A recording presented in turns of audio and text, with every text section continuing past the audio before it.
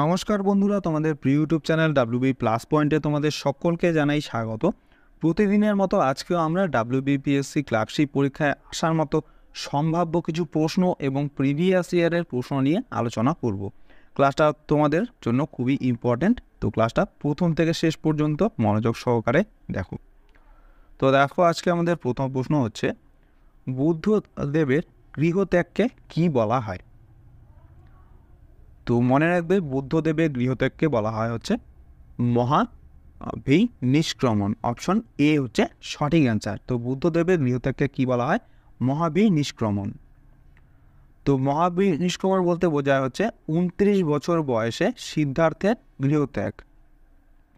Next প্রশ্ন, বিখ্যাত স্থান হাইড পার্ক এটা কোথায় অবস্থিত? তো মনে রাখবে, হাইড পার্ক হচ্ছে লন্ডনে অবস্থিত। অপশন এ হচ্ছে সঠিক অ্যান্সার। তো বিখ্যাত স্থান হাইড পার্ক লন্ডনের ইংল্যান্ডে অবস্থিত। এটি লন্ডনের কেন্দ্রস্থলে অবস্থিত একটি বিশাল রাজকীয় উদ্যান এবং 4টি রয়্যাল পার্কের মধ্যে বৃহত্তম। নেক্সট প্রশ্ন, পশ্চিমবঙ্গের কল্যাণেশ্বরী মন্দিরটি কোথায় অবস্থিত? Very very important. তো এই কল্যাণেশ্বরী মন্দিরটি হচ্ছে, মনে রাখবে, মাইথন বাঁধের কাছে অবস্থিত। তো পশ্চিমবঙ্গের কল্যাণেশ্বরী মন্দির বর্ধমান জেলার অন্তর্গত আসানসোল মহকুমার কল্যাণেশ্বরীতে অবস্থিত। এটি ভারতের পশ্চিমবঙ্গ রাজ্যের ঝাড়খণ্ড সীমান্তে বরাকর নদীর তীরে অবস্থিত। এটা ভালো করে মনে রাখবে যে এই কল্যাণেশ্বরী মন্দিরটি হচ্ছে বরাকর নদীর তীরে অবস্থিত। আর দামোদর ভ্যালি কর্পোরেশনের অধীনে বিখ্যাত মাইথন বাঁধের থেকে 5 কিলোমিটার দূরে অবস্থিত এই মন্দিরটি একটি পর্যটনের আকর্ষণ। নেক্সট প্রশ্ন, মানুষের দীর্ঘতম স্নায়ু কোনটি? এটাও ইম্পর্টেন্ট প্রশ্ন। তো মনে রাখবে, মানুষের দীর্ঘতম স্নায়ু হচ্ছে সায়াটিক নার্ভ। অপশন সি হচ্ছে সঠিক অ্যান্সার। তো মানুষের দীর্ঘতম স্নায়ু হচ্ছে সায়াটিক স্নায়ু। এটি পা এবং পায়ের পেশিগুলিকে নিয়ন্ত্রণ করে এবং মেরুদণ্ডের নিচের অংশ থেকে শুরু করে পায়ের আঙ্গুল পর্যন্ত বিস্তৃত থাকে। এটা কোথায় থাকে এটাও মনে রাখবে তোমরা, খুব ইম্পর্টেন্ট। তো সায়াটিক স্নায়ু হচ্ছে পা এবং পায়ের পেশিগুলিকে নিয়ন্ত্রণ করে, সায়াটিক স্নায়ু। নেক্সট, ভারতের কোন রাজ্যে লোকসভার আসন সংখ্যা হচ্ছে সর্বাধিক? তো সঠিক অ্যান্সার হচ্ছে এখানে অপশন এ, উত্তরপ্রদেশ রাজ্যে হচ্ছে লোকসভার আসন সংখ্যা হচ্ছে সর্বাধিক। তো ভারতে লোকসভার আসন সংখ্যা সর্বাধিক হচ্ছে উত্তরপ্রদেশে। বর্তমানে উত্তরপ্রদেশে 80টি লোকসভা আসন রয়েছে। এরপরে রয়েছে হচ্ছে মহারাষ্ট্রে 48টি, থার্ড নাম্বারে রয়েছে পশ্চিমবঙ্গ 42টি, বিহারে 40টি এবং তামিলনাড়ুতে হচ্ছে 39টি লোকসভার আসন রয়েছে। এখানে এটা ভালো করে মনে রাখবে, পশ্চিমবঙ্গে 42টি আসন রয়েছে। নেক্সট, ইন্ডিয়া আফটার নেহেরু এই বিখ্যাত বইটি কে লিখেছেন? Very very important.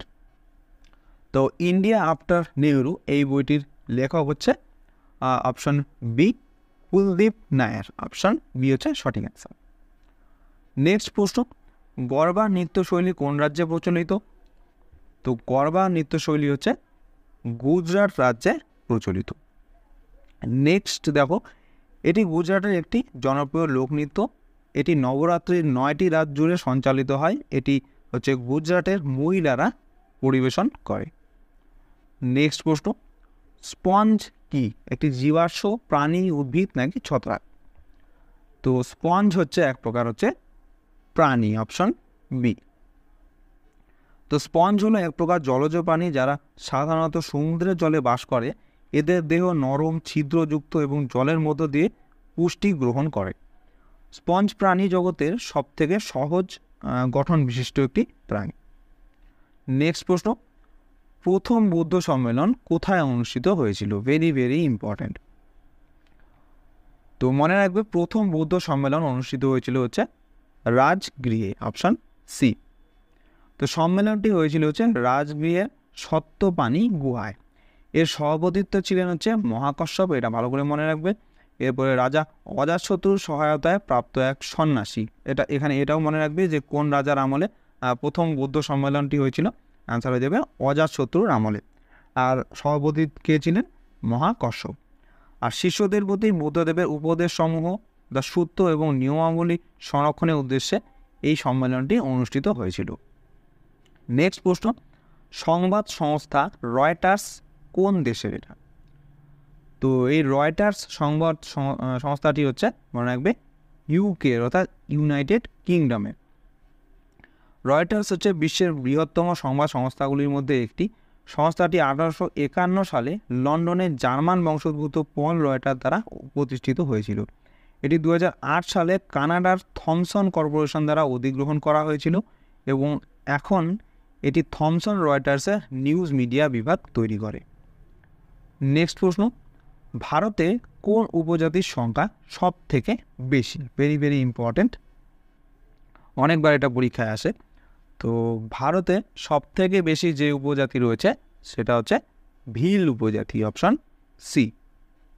তো ভারতে 2011 সালের আদমশুমারি অনুসারে ভিল হচ্ছে সর্বাধিক জনবহুল উপজাতি, যার মোট জনসংখ্যা হচ্ছে 46,18,068। তো গোন্ড হচ্ছে দ্বিতীয় বৃহত্তম উপজাতি, যার জনসংখ্যা হচ্ছে 43,57,918 জন, যা হচ্ছে 35.6%। তো সব থেকে বেশি কোন উপজাতি রয়েছে ভারতে? ভিল উপজাতি, এবং দ্বিতীয় স্থানে রয়েছে গোন্ড উপজাতি। এই দুটো ভালো করে মনে রাখবে। নেক্সট প্রশ্ন, ক্লোরোফিলে কোন ধাতু পাওয়া যায়? এটাও অনেকবার পরীক্ষায় আসে, মোস্ট রিপিটেড প্রশ্ন। তো ক্লোরোফিলে হচ্ছে ম্যাগনেসিয়াম ধাতু পাওয়া যায়।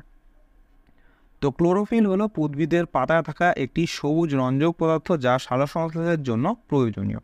ক্লোরোফিলের কেন্দ্রে একটি পরফাইরিং রিং থাকে, যার কেন্দ্রে ম্যাগনেসিয়াম আয়ন থাকে। ম্যাগনেসিয়াম আয়ন সালোকসংশ্লেষে ক্লোরোফিল এ এবং ক্লোরোফিল বি উভয়ের ফটোসিস্টেম এর প্রতিক্রিয়া কেন্দ্র তৈরিতে গুরুত্বপূর্ণ ভূমিকা পালন করে। নেক্সট প্রশ্ন, সংবিধান সংশোধন করার নিয়মাবলী কোন ধারায় বর্ণিত রয়েছে? তো এটা খুব ইম্পর্টেন্ট প্রশ্ন এটা। তো ভারতের সংবিধানে সংবিধান সংশোধন করার নিয়মাবলী বর্ণিত রয়েছে হচ্ছে 368 নম্বর ধারায়। তো পরিবর্তিত পরিস্থিতি এবং প্রয়োজনের সাথে সামঞ্জস্য রক্ষা করতে সংবিধান সংশোধন করা যেতে পারে। সংবিধানের 20 নম্বর অংশ ধারা 368 সংসদের 368তে হচ্ছে সংবিধান সংশোধন করার ক্ষমতা এবং তার পদ্ধতি নিয়ে আলোচনা করা হয়েছে। নেক্সট হচ্ছে মুদ্রাস্ফীতির ফলে কে সব থেকে বেশি লাভবান হয়? এটাও অনেকবার পরীক্ষায় আসে, ইম্পর্টেন্ট প্রশ্ন। তো মুদ্রাস্ফীতির ফলে সব থেকে বেশি লাভবান হয় হচ্ছে ঋণ গৃহীতারা। তো মুদ্রাস্ফীতির ফলে চাকরিজীবী মধ্যবিত্ত যাদের উপার্জন নির্দিষ্ট তারা বিশেষভাবে ক্ষতিগ্রস্ত হয়। আর অন্যদিকে হচ্ছে মুদ্রাস্ফীতির ফলে দেনাদাররা অর্থাৎ যে ঋণ নিয়েছে সে হচ্ছে লাভবান হয় এবং পাওনাদার অর্থাৎ ঋণদাতারা হচ্ছে ক্ষতিগ্রস্ত হয়। নেক্সট প্রশ্ন, কাশিরাম পরামর্শদাতা কি ছিলেন কার? তো কাশিরাম হচ্ছে পরামর্শদাতা ছিলেন হচ্ছে মায়াবতীর, অপশন এ হচ্ছে সঠিক অ্যান্সার। নেক্সট প্রশ্ন, ভারতের সবচেয়ে শিল্পোন্নত রাজ্য কোনটি? তো সঠিক অ্যান্সার হয়ে যাবে অপশন সি, মহারাষ্ট্র রাজ্য হচ্ছে ভারতের সব থেকে বেশি শিল্পোন্নত রাজ্য। নেক্সট প্রশ্ন, ভারতে অরণ্য গবেষণাগারটি কোথায় অবস্থিত? এটাও খুব ইম্পর্টেন্ট প্রশ্ন। তো ভারতে অরণ্য গবেষণাগারটি হচ্ছে দেরাদুনে অবস্থিত, অপশন সি। তো ভারতের বন গবেষণা ইনস্টিটিউট ভারতের দেরাদুন শহরে অবস্থিত। এটি বন বিজ্ঞান এবং প্রযুক্তি বিষয়ে গবেষণা এবং শিক্ষার জন্য একটি প্রধান প্রতিষ্ঠান।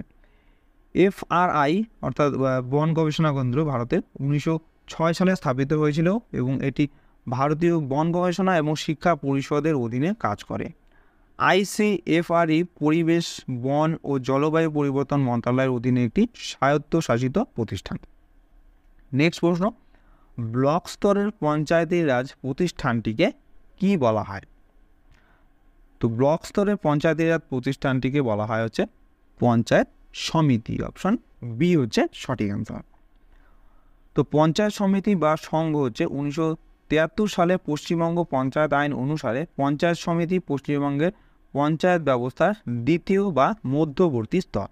এই স্তর সমষ্টি ও উন্নয়ন ব্লক স্তরে গঠিত। নেক্সট, মুঘল সম্রাটদের মধ্যে সুন্নিদের কাছে কে ছিলেন জিন্দা পীর? তো সঠিক অ্যান্সার হয়ে যাবে এখানে অপশন এ ঔরঙ্গজেব। তো মুঘল সম্রাটদের মধ্যে সুন্নিদের কাছে জিন্দা পীর নামে পরিচিত ছিলেন ঔরঙ্গজেব। নেক্সট প্রশ্ন, ভারতে উৎপন্ন ফসলের কত শতাংশ হচ্ছে খাদ্য শস্য? তো মনে রাখবে, ভারতে উৎপন্ন মোট ফসলের প্রায় 65% হচ্ছে খাদ্য শস্য। নেক্সট প্রশ্ন, কোন বিদ্রোহের প্রতীক ছিল হচ্ছে শাল গাছ? এটা খুব ইম্পর্টেন্ট প্রশ্ন। তো সঠিক আনসার হয়ে যাবে এখানে অপশন ডি সাঁওতাল। তো সাঁওতাল বিদ্রোহের প্রতীক ছিল হচ্ছে শাল গাছ। 1855 থেকে 57 সালে ব্রিটিশ শাসনের বিরুদ্ধে ঝাড়খণ্ড অঞ্চলে সংগঠিত একটি প্রধান আদিবাসী বিদ্রোহ ছিল হচ্ছে সাঁওতাল বিদ্রোহ। বিদ্রোহীরা ব্রিটিশদের অত্যাচার এবং শোষণের বিরুদ্ধে লড়াইটি করেছিল। শাল গাছ ঝাড়খণ্ডের আদিবাসীদের জন্য একটি গুরুত্বপূর্ণ ধর্মীয় এবং সাংস্কৃতিক প্রতীক ছিল।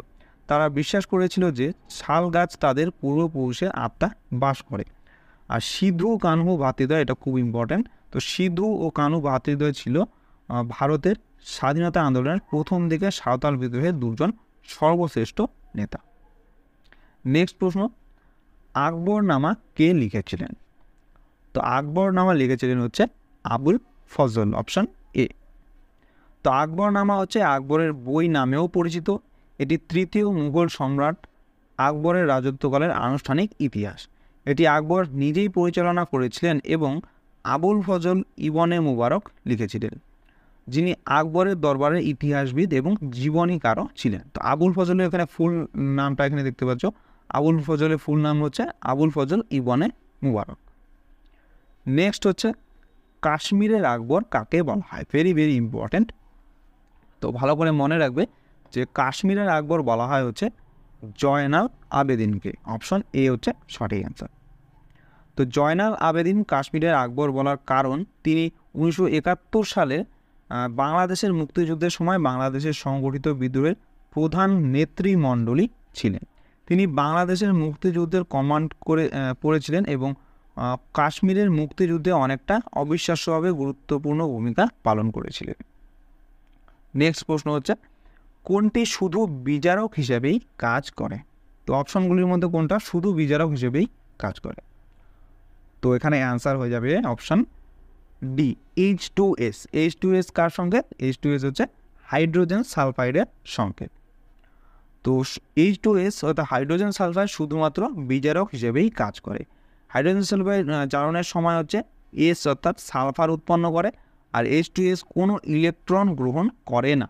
যেমন এখানে উদাহরণ এখানে দেখতে পাচ্ছ, হাইড্রোজেন সালফাইডের সাথে ক্লোরিন এবং জলের বিক্রিয়ায় HCl অর্থাৎ হাইড্রোক্লোরিক অ্যাসিড এবং H2SO4 অর্থাৎ সালফুরিক অ্যাসিড উৎপন্ন হয়। আর এই বিক্রিয়া হচ্ছে H2S অর্থাৎ হাইড্রোজেন সালফাইড ক্লোরিনকে HCl অর্থাৎ হাইড্রোক্লোরিক অ্যাসিডে বিজারিত করে এবং H2S নিজেই হচ্ছে এসতে অর্থাৎ সালফারে বিজারিত হয়। নেক্সট প্রশ্ন হচ্ছে, নিম্নলিখিত কোনটি পূর্বে মৌলিক অধিকার হলেও বর্তমানে এটি একটি আইনি অধিকার হয়ে গেছে? তো এটাও খুব ইম্পর্টেন্ট প্রশ্ন, অনেকবার রিপিট হয় প্রশ্নটা। তো অপশনগুলোর মধ্যে সঠিক অ্যান্সার হয়ে যাবে অপশন ডি সম্পত্তির অধিকার। এটা হচ্ছে পূর্বে ছিল মৌলিক অধিকারের মধ্যে ছিল, কিন্তু বর্তমানে এটা আইনি অধিকারে পরিণত হয়েছে। তো সম্পত্তির অধিকার পূর্বে মৌলিক অধিকার হলেও বর্তমানে এটি একটি আইনি অধিকার। ভারতের সংবিধানে মৌলিক অধিকার এবং আইনি অধিকারের মধ্যে পার্থক্য রয়েছে। যেমন হচ্ছে মৌলিক অধিকার হচ্ছে সংবিধানের 3য় অধ্যায়ে উল্লিখিত হয়েছে এবং এগুলো আদালত দ্বারা প্রয়োগযোগ্য। অন্যদিকে আইনি অধিকার হচ্ছে সংসদ দ্বারা প্রণীত আইনের মাধ্যমে প্রদত্ত হয় এবং এগুলো আদালত দ্বারা পর্যালোচনাযোগ্য। 1978 সালের ভারতের সংবিধানের 44তম সংশোধনী আইনের মাধ্যমে সম্পত্তির অধিকার মৌলিক অধিকারের তালিকা থেকে বাদ দেওয়া হয়েছিল এবং এটি একটি আইনি অধিকারে পরিণত হয়েছিল। এটা ভালো করে মনে রাখবে যে 1978 সালের 44তম সংশোধনীর মাধ্যমে এই সম্পত্তির অধিকারকে মৌলিক অধিকারের তালিকা থেকে বাদ দিয়ে আইনি অধিকারে পরিণত করা হয়েছিল 44তম সংশোধনীর মাধ্যমে। এটা ভালো করে মনে রাখবে। নেক্সট প্রশ্ন হচ্ছে, ভারতের রাষ্ট্র নির্দেশিকা নীতিগুলির সাথে কোন দেশের সংবিধানের মিল রয়েছে? রাষ্ট্র নির্দেশিকা নীতি অর্থাৎ এখানে হচ্ছে ডিপিএসপি অর্থাৎ ডাইরেক্টিভ প্রিন্সিপাল অফ স্টেট পলিসির কথা বলা হচ্ছে। এটা কোন দেশ থেকে নেওয়া হচ্ছে? এটা একটা ঘুরিয়ে প্রশ্নটা করা হয়েছে। তো সঠিক অ্যান্সার হয়ে যাবে এখানে অপশন সি, আয়ারল্যান্ডের সংবিধানের সাথে মিল রয়েছে এই রাষ্ট্র নির্দেশিকা নীতির সাথে। তো ভারতের রাষ্ট্র নির্দেশিকা নীতির সাথে আয়ারল্যান্ডের সংবিধানের মৌলিক নীতিগুলির সাথে অনেক মিল রয়েছে। নেক্সট প্রশ্ন, শিখদের সামরিক জাতিতে কে পরিণত করেছিলেন? ভেরি ভেরি ইম্পর্টেন্ট প্রশ্ন।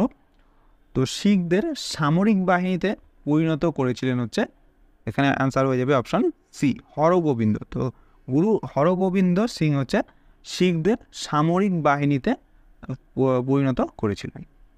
তো শিখদের সামরিক বাহিনীতে পরিণত করার কৃতিত্ব গুরু হরগোবিন্দ সিংকে দেওয়া হয়। গুরু হরগোবিন্দ সিং খালসা পন্থ প্রতিষ্ঠা করেন, যা শিখদের একটি সামরিক সংগঠনে পরিণত করে। তিনি হচ্ছে শিখদের মধ্যে কৌশল ও যুদ্ধবিদ্যা শিক্ষার ওপর জোর দিয়েছিলেন। নেক্সট হচ্ছে বরদৌলি সত্যাগ্রহের নেতা কে ছিলেন? এটাও খুব ইম্পর্টেন্ট প্রশ্ন। তো বরদৌলি সত্যাগ্রহের নেতা ছিলেন হচ্ছে, মনে রাখবে, সর্দার বল্লভভাই প্যাটেল বা সর্দার প্যাটেল। তো বরদৌলি সত্যাগ্রহের নেতা ছিলেন সর্দার বল্লভভাই প্যাটেল। 1928 সালে ব্রিটিশ সরকার গুজরাটের বারদৌলি তালুকায় চরকা ধারণ এবং লবণ উৎপাদনের উপর কর আরোপ করেছিল। এই কর বৃদ্ধির বিরুদ্ধে বল্লভভাই প্যাটেলের নেতৃত্বে ব্যাপক আন্দোলন শুরু হয়।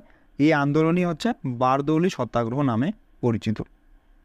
আর এখানে এর সাথে আরেকটা কথাও মনে রাখবে যে এই বারদৌলি সত্যাগ্রহের সময় বল্লভভাই প্যাটেল এই সর্দার উপাধিটি তিনি পেয়েছিলেন।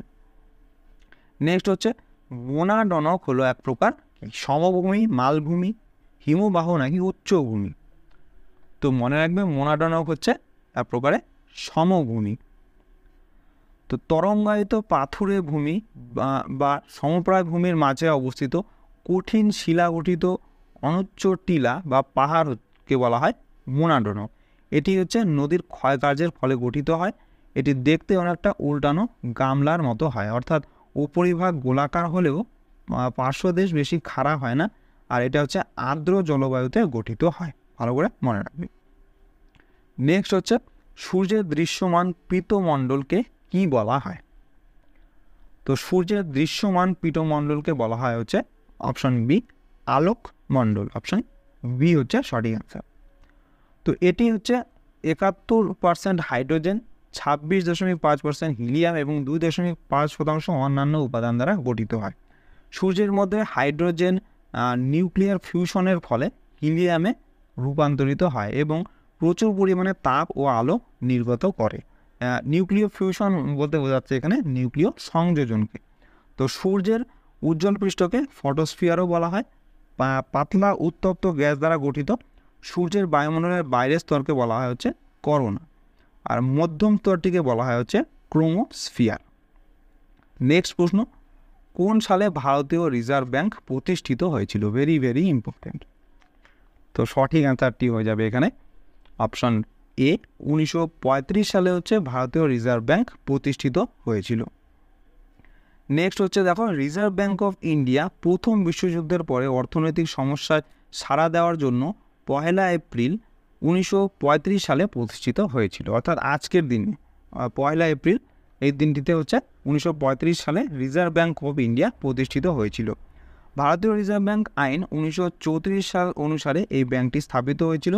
আর কলকাতা এটা প্রথমবার প্রতিষ্ঠিত হলেও 1937 সালে ভারতীয় রিজার্ভ ব্যাংকে বোম্বেতে স্থানান্তরিত করা হয়। বর্তমানে হচ্ছে রিজার্ভ ব্যাংকের অফিস হচ্ছে হেডকোয়ার্টার বোম্বেতে অবস্থিত। এবং এর সাথে সাথে মনে রাখবে বর্তমানে হচ্ছে রিজার্ভ ব্যাংকের গভর্নর হচ্ছে Shaktikanta Das. Very very important. Next প্রশ্ন, বীরভূমের বিহারীনাথ সিংহের উচ্চতা কত? তো বীরভূমের বিহারীনাথ সিংহের উচ্চতা হচ্ছে প্রায় 450 মিটার। তো বিহারীনাথ পশ্চিমবঙ্গের বাঁকুড়া জেলার উচ্চতম পাহাড়। এই অঞ্চলটি হচ্ছে জেলার অন্যতম গভীর বনাঞ্চল। নেক্সট প্রশ্ন, ভারতের প্রথম সবাক চলচ্চিত্রটির নাম কি? এটাও খুব ইম্পর্টেন্ট প্রশ্ন। তো ভারতের প্রথম সবাক চলচ্চিত্রটি হচ্ছে আলম আরা। অপশন বি হচ্ছে সঠিক অ্যান্সার। আলম আরা হচ্ছে ভারতে নির্মিত হওয়া প্রথম সবাক চলচ্চিত্র। এটি পরিচালনা করেছিলেন আর দেশের ইরানি। এটা ভালো করে মনে রাখবে, এই মুভির ডিরেক্টর ছিল হচ্ছে আর দেশীয় ইরানি। আলমারা হচ্ছে 1931 সালে 14ই মার্চ মুক্তি পেয়েছিল। এটি মুঘল সম্রাট জাহাঙ্গীর এবং নূরজাহানের প্রেমের কাহিনী অবলম্বনে নির্মিত হয়েছিল। আর আলমারা চলচ্চিত্রে অভিনয় করেছিলেন হচ্ছে জহুরি খান জাহাঙ্গীর হিসাবে, জোবেদা হচ্ছে নূরজাহান হিসাবে, এরপরে মাস্টার বিট্টু হচ্ছে শাহজাহান হিসাবে অভিনয় করেছিলেন। নেক্সট হচ্ছে এশিয়ার দীর্ঘতম নদীর নাম কি? তো এশিয়ার দীর্ঘতম নদীর নাম হচ্ছে ইয়াংশি কিয়াং। অপশন বি হচ্ছে সঠিক অ্যান্সার। তো চীনের ইয়াংজি নদী এশিয়ার মহাদেশের দীর্ঘতম নদী, এবং পশ্চিম এশিয়ার হচ্ছে দীর্ঘতম নদী ইউফ্রেটিস। আর মেকং হচ্ছে পৃথিবীর 12 দীর্ঘতম নদী এবং এশিয়ার 7ম দীর্ঘতম নদী। নেক্সট প্রশ্ন হচ্ছে নিম্নলিখিত কিসের সঙ্গে হচ্ছে বিওডি এবং সিওডি এই দুটি জড়িত? তো বিওডি এবং সিওডি জড়িত হচ্ছে জল দূষণের সাথে। Option B. তো বিওডির পূর্ণরূপ হচ্ছে বায়োলজিক্যাল অক্সিজেন ডিমান্ড। আর বায়োলজিক্যাল অক্সিজেন ডিমান্ড কাকে বলা হয়? 1 লিটার জলের উপস্থিত পচনযোগ্য জৈব দূষককে ব্যাকটেরিয়ার মতো অণুজীব দ্বারা ভাঙতে যে পরিমাণ অক্সিজেনের প্রয়োজন হয় তাকে উক্ত জলের বিওডি বলা হয়। আর সিওডির ফুল ফর্ম হচ্ছে কেমিক্যাল অক্সিজেন ডিমান্ড। তো 1 লিটার জলের উপস্থিত জৈব বা অজৈব দূষককে রাসায়নিক পদার্থ দ্বারা ভাঙতে যে পরিমাণ অক্সিজেনের প্রয়োজন হয় তাকে সিওডি বলে। আর বিওডি এবং সিওডি উভয় হচ্ছে জলের দূষণ মাত্রা প্রকাশ করতে ব্যবহার করা হয়। নেক্সট প্রশ্ন, রাইডার কাপ কোন খেলার সাথে যুক্ত? এটাও খুব ইম্পর্টেন্ট। তো রাইডার কাপ মনে রাখবে, রাইডার কাপ হচ্ছে গলফ খেলার সাথে জড়িত। তো রাইডার কাপ হচ্ছে একটি দ্বিবার্ষিক পুরুষদের গলফ প্রতিযোগিতা যা ইউরোপ এবং মার্কিন যুক্তরাষ্ট্রের দলগুলির মধ্যে হয়। প্রতিযোগিতাটি প্রতি 2 বছর অন্তর মার্কিন যুক্তরাষ্ট্র এবং ইউরোপের কোর্সের মধ্যে স্থান পরিবর্তন করে প্রতিদ্বন্দ্বিতা করা হয়। নেক্সট প্রশ্ন, ভারতের কোন রাজ্যে প্রচুর পরিমাণে কয়লা পাওয়া যায়? তো এটা তো সোজা প্রশ্ন, সবাই পারবে, অ্যান্সার হয়ে যাবে অপশন সি, ঝাড়খণ্ডে হচ্ছে প্রচুর পরিমাণে কয়লা পাওয়া যায়। তো ভারতের মোট কয়লার ভাণ্ডারের প্রায় 40% আসে হচ্ছে ঝাড়খণ্ড থেকে। আর ঝাড়খণ্ডের কয়েকটি গুরুত্বপূর্ণ কয়লা খনির নাম হচ্ছে যেরকম ঝরিয়া, বোকারো, রামগড় এবং গিরিডি। এখানে ঝরিয়া, বোকারো এবং গিরিডি এগুলো খুবই ইম্পর্টেন্ট, ভালো করে মনে রাখবে। এছাড়াও পশ্চিমবঙ্গ, উড়িষ্যা, ছত্তিশগড়, মধ্যপ্রদেশ এবং তেলেঙ্গানা রাজ্যেও উল্লেখযোগ্য পরিমাণে কয়লা পাওয়া যায়। নেক্সট প্রশ্ন হচ্ছে কোন জেলাকে পশ্চিমবঙ্গের শস্যাগার বলা হয়? তো পশ্চিমবঙ্গের শস্যাগার বলা হয় হচ্ছে নদিয়া জেলাকে। তো এই জেলা হচ্ছে ধান, পাট, গম, শাকসবজি এবং ফলমূলের উৎপাদনের জন্য বিখ্যাত। নদিয়া জেলার মাটি খুবই উর্বর এবং এখানে বৃষ্টিপাত ও সেচ ব্যবস্থাও ভালো। এই কারণে এখানে হচ্ছে বছরে 3 বার ফসল হয়। নেক্সট প্রশ্ন, ভারতের মুখ্য নির্বাচন কমিশনার নিয়োগ করেন কে? এটাও খুব ইম্পর্টেন্ট প্রশ্ন। তো ভারতের মুখ্য নির্বাচন কমিশনার নিয়োগ করেন হচ্ছে আমাদের রাষ্ট্রপতি। তো সংবিধানের 324 ধারা অনুসারে রাষ্ট্রপতি মুখ্য নির্বাচন কমিশনার এবং অন্যান্য নির্বাচন কমিশনারদের নিয়োগ করেন। নেক্সট প্রশ্ন এবং আজকের ক্লাসের লাস্ট প্রশ্ন, কোন ক্ষেত্রে ভটনাগর পুরস্কারটি দেওয়া হয়?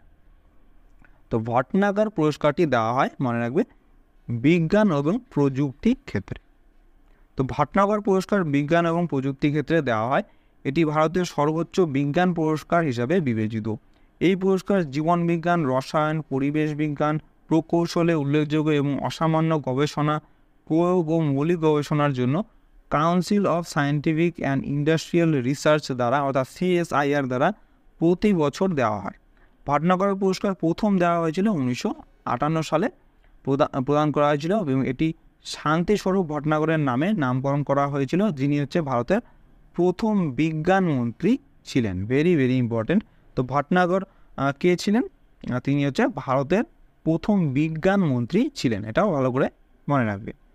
তো বন্ধুরা, এই ছিল আজকে আমাদের ক্লাস। তোমাদের কেমন লাগলো অবশ্যই কমেন্ট করে জানাও। ভালো লেগে থাকলে অবশ্যই একটি লাইক করো এবং চ্যানেলে নতুন হয়ে থাকলে চ্যানেলটিকে অবশ্যই সাবস্ক্রাইব করে রাখবে এরকম আরও ক্লাসের জন্য।